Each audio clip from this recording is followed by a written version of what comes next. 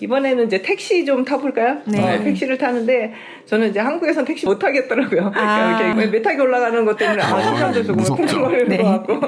네, 그래서 상하이에서는 택시 많이 타고요. 디디라는 앱을 이용해서 하면은 이제 여러 가지 방법이 있습니다. 우리가 아는 택시도 있고 자동차를 디디에다가 등록을 해서 거기에서 또 이제 영업을 할 수가 있어요. 그러다 보니까 지금 보시면 이 옆에도 여러 가지 옵션이 있죠. 제가 어디를 가겠다 하면 가격별로 여러 가지 옵션을 이제 클릭해서 선택을 하면 되는데 택시가 가장 기본적이죠. 택시 기본 요금이 16원이다 보니까 한국에 비할 땐 저렴한 거죠. 3,120원 정도 하고 저녁에 할증은 있지만 매탁이 올라가는 속도가 조금 더 늦어요. 그래서 택시를 타도 상대적으로는 한국보다는 좀 저렴하고 또 이 옵션들을 보시면 이제 여러 가지가 있죠. 이런 거 같은 경우는 더 저렴하죠. 그래서 심지어는 내가 합승해서 한 자리만 확보하는 것도 가능합니다. 그래서 비슷한 방향으로 가는 경우 같은 경우는 한 자리만 이용하겠다 해서 하고 이제 사람들이 4명 모여질 때까지 좀 기다리는 거죠. 그래서 약간 돌아가더라도 또 저렴하니까 이제 그걸 선택할 수도 있고 그리고 뭐 택시라든지 아니면 우리가 보통 일반적으로 하는 자동차도 있지만 뭐 6인승이나 조금 더 큰 차도 이제 선택 옵션에 따라서 하실 수가 있어요. 그리고 호화 차량이라고 해서 조금 더 좋은 차량 비싼 것도 선택을 하시면 이제 가격을 좀 더 주고 하실 수가 있고 출퇴근 시간에는 내가 조금 추가 요금을 부과하는 방식으로 하면 택시 안 잡히는 시간에도 좀 빠르게 잡을 수가 있습니다. 번호판 얘기해 주신 게 있잖아요. 네네. 그 번호판에 따라서 고가를 탈 수 있고 못 타는 게 있는데 여기도 혹시 그런 게 선택을 할 수 있는 게 택시는 있나요? 다 후 번호판입니다. 그래서 다 다닐 수 있게. 상관없이 해요.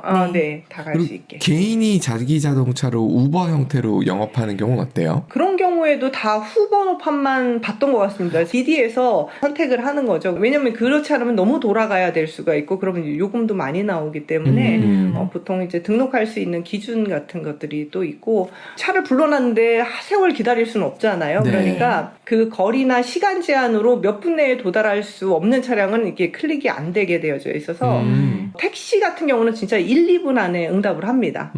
그래서 택시가 가장 빠르고 가격이 조금 저렴한 경우는 8분에서 10분 내에 보통 도달할 수 있는 그런 차량들이 답변을 해서 좀 가격은 좀 저렴하게 가는 대신 조금 더 기다리거나 차량 수준이 조금 더 퀄리티가 좀 떨어지는 경우는 좀 저렴한 거 그리고 여럿이 이용하는 것도 아까 가능하니까 나의 선택이 여러 다양성이 있는 거죠. 네. 시간을 절약할 것인가 네. 돈을 좀 절약할 것인가에 따라서 본인이 선택할 수가 있고 네.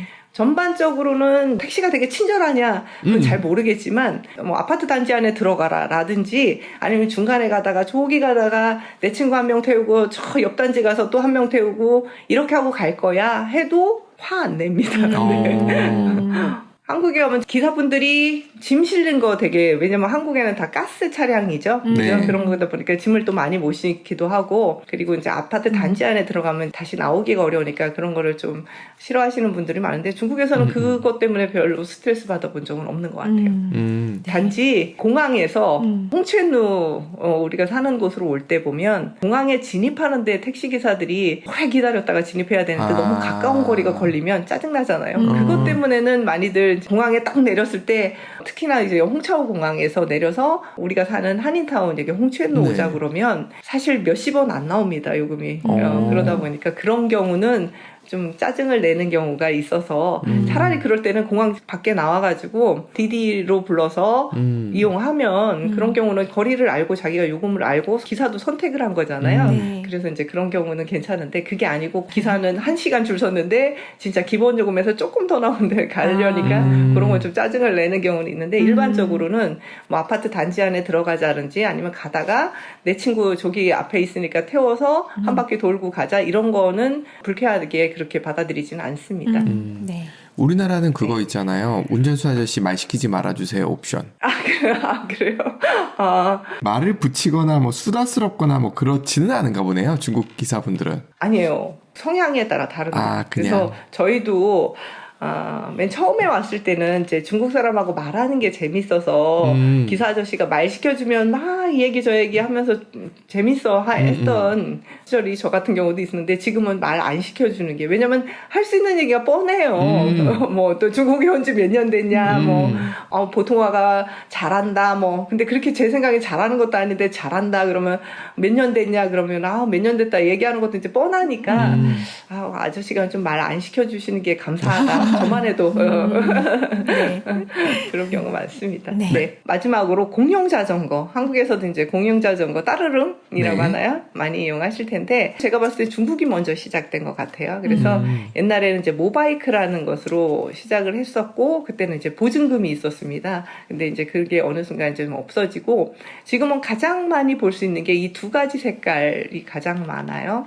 하나는 그 알리페이에서 하는 거랑 메이투안에서 하는 두 가지 종류가 가장 많고요. 대부분 요 같은 경우는 이제 한국하고 시스템은 똑같죠. QR코드 스캔해가지고 이제 요금을 내는데 요금은 버스보다 살짝 싼 정도 1.5위엔이고요.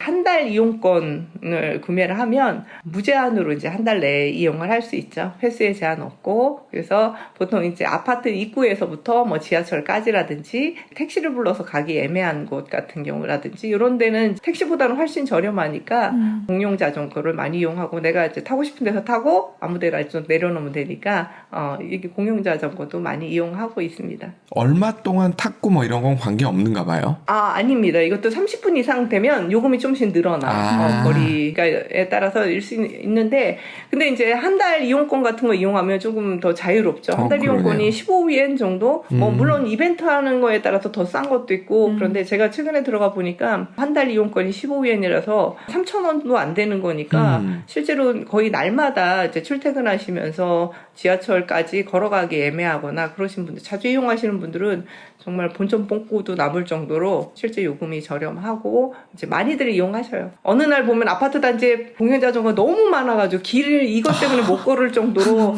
몰려있는 시간대가 있고 어느 순간에 보면 타려고 보면 또 다 지하철역 앞에 있어가지고 없을 때 있고 네 그렇긴 한데 그래도 그 앱에 보면 다 위치가 어디에 있는지를 알 수 있으니까 그쪽으로 이제 걸어가서 이용하고 이거 같은 경우는 보증금이 없으니까 그냥 내가 이용한 요금만큼 하고 요금 납부하고 하면 됩니다. 킥보드는 없나요? 킥보드는 없습니다. 중국에서는 제가 이제 애한테 킥보드를 어떻게 얻게 돼가지고 한동안 여기도 킥보드를 한참 탈 때가 있었어요. 그래서 이제 아이가 학원 갈 때 좀 타라고 줬는데 교통경찰한테 잡힌 거예요. 그래서 다행히 처음이다 보니까 훈화 말씀으로 끝나긴 했는데 어느 순간 이렇게 그거를 규제하기 시작하더라고요. 그래서 지금은 킥보드 타고 다니는 경우는 없습니다. 그래서 킥보드는 보다는 이제 공용 자전거도 한때는 여기에 모터를 넣은 자동이 있었는데 그것도 잘 유지가 안 되니까 지금은 없어졌고요. 대부분은 그냥 일반 공용 자전거를 이용하고 있죠. 오토바이도 많나요? 오토바이는 정말 많죠. 일반적으로 자기 차량이 없는 경우 대부분 다 오토바이 출퇴근하는 사람들이 많습니다. 그래서 상하이에서 아침 출퇴근 시간에 어느 분이 그러시더라고요. 큰 도로가 보이는 집에 살고 계셨는데 그 아침에 그 오토바이 물결을 보면서 전율이 잃었다라는 얘기할 정도로 오토바이나 자전거 전용 도로가 딱 있어요. 그래서 그쪽으로면은 오토바이랑 자전거만 쫙 다니다 보니까 진짜 아침에는 장관일 정도로 일반 서민들은 오토바이 타고 출퇴근 많이 하고요. 오토바이도 대부분 전기로 충전하는 오토바이예요. 운전할 때도 이제 한국보다 좀 위험한 게 워낙에 오토바이들이 많이 다니다 보니까 우회전할 때, 좌회전할 때 오토바이가 좀 잘 안 보여가지고 교통사고 나는 경우도 좀 많은데 정말 오토바이 일반 서민들은 많이 그걸 이용해서 출퇴근합니다. 네. 오늘도 감사합니다. 네.